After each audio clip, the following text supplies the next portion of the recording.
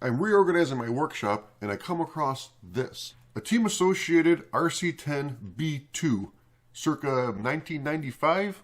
And well, we have a club race coming up, probably going to be the last one of the season because it is late fall. And I thought, you know, instead of running my B6, what if I were to run this instead? It's been sitting for 20 years and I never really even drove it before that anyway, so I'm sure it's going to need some work. So I'm going to go through it, clean it up, use it as my buggy entry, and see how well I do against the field of the newer B5s and B6s.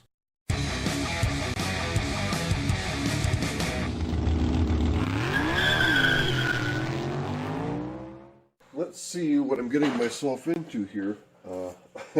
This could very well be the dumbest idea I've had in at least a week. I don't know if this thing ever had a wing. Probably could use one. Anyway, I might have to fabricate something for that because, like I said, I never had one. And now these rear wheels, actually, these are old pin spikes.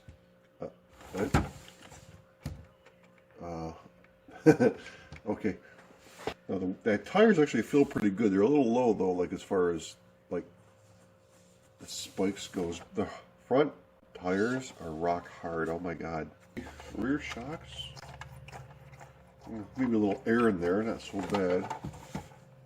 Uh-oh. Obviously, shock rebuild is in order. Brush motor, I was expecting that. I have no idea how hot it is. It could be a super fast motor, but chances are it's slow AF. ESC for a brushed motor. That's a Novak. That's right, Novak. Novak used to be a thing. What happened to Novak anyway? Now the speed controllers now are a Reedy or a Hobby Wing or a Castle. I haven't heard anything from Novak for, you know what, chances are they probably got like bought out by somebody years ago. I just never heard about it. That's my guess. I was expecting to see a Tamiya connector in here, but this is a XT60, so looks like I upgraded at one point to run a LiPo. These old ESCs didn't have low voltage cutoff like they do now because, well, they're running from a NiCad pack, and you know, you could run those NiCad packs down to nothing. It wouldn't hurt them. Looks like I added that alarm to let me know when the battery, or before the battery got below critical voltage. Yeah, that's a FM 89, so this is a KO Propo radio. Do I even have the radio for this anymore? But yeah, the old 75 megahertz one where you had to make sure no one was on your channel. A lot of work to do to see if I can make this competitive with the current gen. And I'm looking at the geometry of these. I don't even know, man. It's been years. I mean, like a decade or whatever. Look at the angle of these upper camber links. I'm wondering, did I move these in because they were rubbing against the springs here? But that angle is really awful. Like, or maybe that's there's no way that's supposed to be that way. Cripes. Okay. I don't want to end up having to, you know, put $30 or $40 into this car just to prove a point. I bet you there's less slop in this steering setup right now than my current buggy that I'm running right now. I mean, there's almost none. Yeah, that needs. Oh yeah, those are. Look how much movement I got up there, right here. Oh, this is going to be fun. Okay. Oh. I got Subhuman Racing sticker here to put on something, plus a Molson Canadian sticker to put on something. There it is. O-rings for shock rebuild. Here we go. I'll be using my homemade shock holder. This one is customized for me, and as it sits right now, it'll take the large shocks from my 8 scales. Of course, these slots are too big for some of the 10 scale, so I got these inserts in here. This one here is for the 12 millimeter big bore, and then this other insert for the older generation Associated 10 scales. And then we put our shocks in there for bleeding. You'll feel a lot better after a good bleeding. But I'm bleeding already. So I just pulled the shock apart. I don't know where I got these. I most certainly did not build these shocks because I just pulled it apart. And yeah, there's parts missing from the shocks. So, yeah. Fortunately, I have an abundance of old parts for Associated cars. I figured I'd get a little of the slop out of the back end, so I pulled these hub carriers apart to replace the bearings. And what did I find in there was bushings. That's right. Must not have been a team kit. Back then, if you bought that, totally forgot about this too. Back then, you bought the sport kit, and it came with bushings. And if you wanted the hop ups and the upgrades and so forth, that included ball bearings, you had to buy the team kit. I have stumbled upon what I'm going to refer to as a cascade of failures. These new tires, these newer tires don't fit on the older wheels. They're too big. Actually, the bead doesn't tuck down inside the flange on the rim, and so they're just like barely hanging out. Those aren't going to work. They're just going to fall off. So somewhere along the line in the past 25 years, the standard sizes for wheels and tires changed. What's up with that? Anyway, so, well, just take these new tires, put them on newer rims, and bolt those up, yes? Well, no. The newer rims don't fit on these axles, not because they're hexes and the axles are pin drive. I have adapters for those, but because these axles, where they step down to the nut size, aren't flush with the hub, but instead are tapered, and the wheels or even the adapters don't fit. So, instead, I'll replace the stub axle and dog bone setup on the B2 with the CVD setup from my B3, on which the newer rims will fit. That fixed it? Yes? No, not really. The CVDs are shorter than the dog bones, so they don't reach the outdrives on the transmission. So I'll just replace the shorter A-arms from the B3 so the drive shafts reach. Great, okay, but now the upper camber lengths can't be adjusted in enough or shortened up enough. They're too long and I can't get any negative camber on the rear wheels. So I need to pull the camber lengths from the B3 to put on here. Yeah, I was good to go for 2 minutes till I put the wheels on, and then realized the offset on these newer ones is different than the old ones, and they actually interfere with the shock tower now, because why wouldn't they, right? So I need to move the shocks inboard on the A-arm, which will decrease the forward traction a little bit, but I don't think this motor has enough punch to worry about that anyway, so it's all going to be good. I also realized something else as I was going through this. On one side, the hub is spaced forward in the A-arm, on the other side it's spaced to the back, so those aren't even the same. Who built this stupid thing anyway? Hey, I managed to find the old KO Mars radio that goes with the receiver that's in the car, so I can stay old school. 75 megahertz FM. Also, I soaked one of these tires for 2 days in Simple Green, and then the other one I sprayed with WD-40 just to see if it would soften them up, and it's not. These are rock hard, so fortunately those will go on. Look at the difference in the height of the tires too, like between the B generations. So anyway, these are nice. I'll put those on. I gotta figure out how to do a wing on here. Maybe not so much for downforce, but just so I can see this stupid thing on the track. I do have an extra brand new wing. I just have to figure out a mounting system.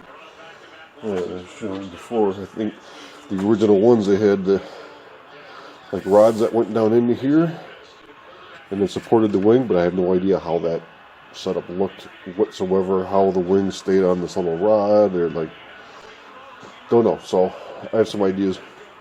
I made a wing support. It's a rod with threaded ends, fastened with lock nuts, and then bent to go back down into the shock tower.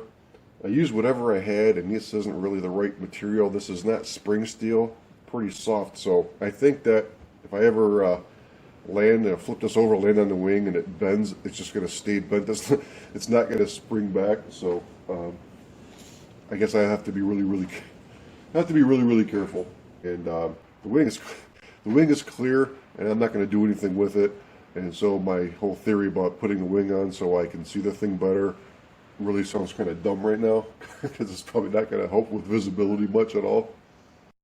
I know that this, despite my best efforts, I know this probably isn't going to handle as well as the newer generation buggies I'm running against, nor is it going to be as fast either, I'm sure. So I'm definitely at a disadvantage. So pretty much what I need to do is run mistake-free. All assembled now. I'm going to take it out for a test run, see how she goes. And I'm not really feeling too good about this. Actually, I think I'm gonna totally get my ass kicked on Saturday. Oh well. Testing didn't start out too well because I forgot there was a pile of leaves in the backstretch that I didn't move, and I promptly ran right into it and buried the car. So that was smart. So we're going to clear that, and we're going to try this again.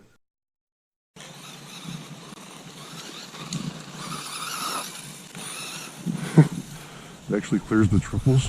Wow.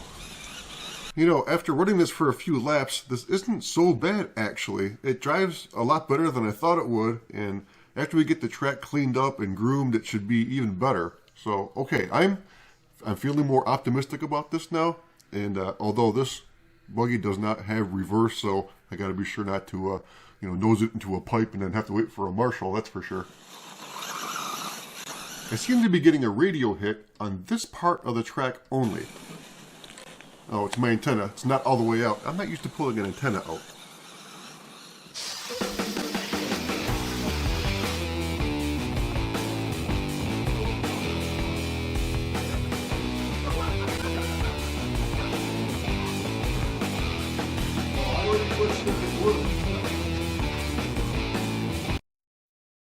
Get set, go!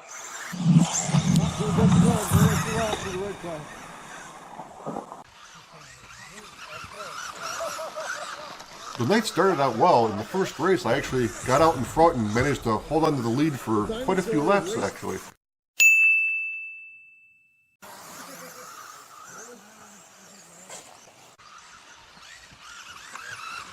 Remember before when I was saying that I thought I was going to have to run a mistake-free race to have a chance, which is always a tall order, but it's actually running well enough to where I think I could afford a couple of small mistakes, but not this. Yeah, not exactly a small mistake, but at least I didn't break anything. I recovered from that wreck though, and a few laps later was actually able to retake the lead. Did you get that? By the way, that wasn't me that ran. That wasn't me that ran into the camera.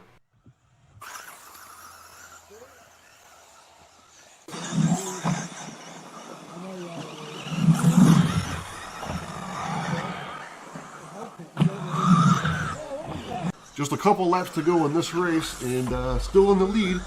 But remember that little radio glitch that I thought I had gotten rid of? Well, it came back. Doesn't happen every lap, but it happens in the same spot every time it happens, which is it just kicks right and right towards the pipe, and this time off the track. So I re-lost the lead, and that race turned out to be a write-off.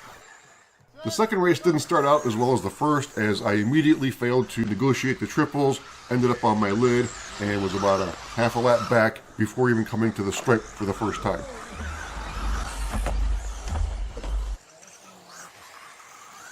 Regarding this camera mishap, or the one coming up here, now I don't know if it was the same driver that hit it the first time.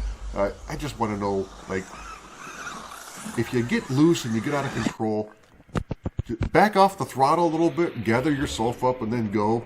Don't stay on the gas, because you're not going to get it back. And then, this happens.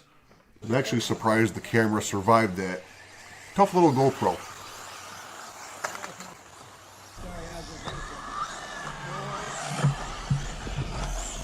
That bad start cost me about a half a lap, but I was starting to reel the field back in and catching up, and then that radio glitch hit me again, and I really don't need that when I'm trying to catch up.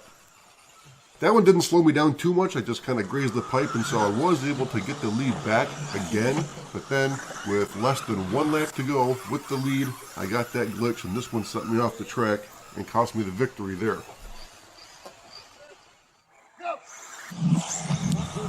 Last buggy race of the night, so my last chance to get a victory with my 26-year-old relic.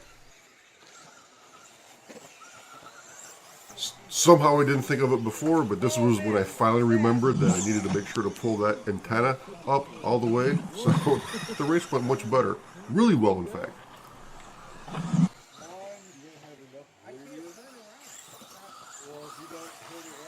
I guess it wasn't meant to be though. On the last lap, I had to lead with Slater right behind me, and we got tangled up on the final turn coming to the checkers, and I got turned over. Slater and I regularly run real close right up to the end, and cleanly too, but on this day I contend that he totally kamikazed that last turn and ran into me. It went to the booth for review, but because there wasn't a good camera angle on it, the replay officials couldn't make a determination either way. That's okay, we'll get him next time. Okay, boys and girls, what have we learned? Well, I didn't win any races with the Buggy, but I was in all of them. And when I say in, I don't mean I was there. I mean, I was competitive. As a matter of fact, I was out in front plenty of times with a chance to win it. Couldn't quite bring it home. And as far as my radio issues go, I'm not going to call that bad luck because I probably should have just switched this out with a 2.4 to begin with. Leaving this thing in was just asking for trouble. But so that's on me. But I really did want to try to keep it as vintage as possible. If we can even use that term, vintage, 26 years old, I don't know. But, pretty much everything in there is hardware-wise, pretty much all the same stuff, that was there 2 decades ago, save for the LiPo. I didn't have a NiCad to put in there. But car's very drivable, it's not so quick and darty to get yourself into trouble. And, on a bigger track, I'm sure I'm toast, but on this track, I can hang with everyone with it. So, very, very encouraging. So, as far as this season goes, we're pretty much done. As a matter of fact, it's snowing outside right now, so we won't be running until the spring again. But my goal is, for Buggies, is to keep running this because I want to sweep the Buggy races. So that's my goal. And I'll put a video out when I do that. Not if I do that, when I do that, because it's going to happen. Hey, thanks for watching. Be sure to give us a like. It really helps out the channel. Sub if not already. And we'll see you next time.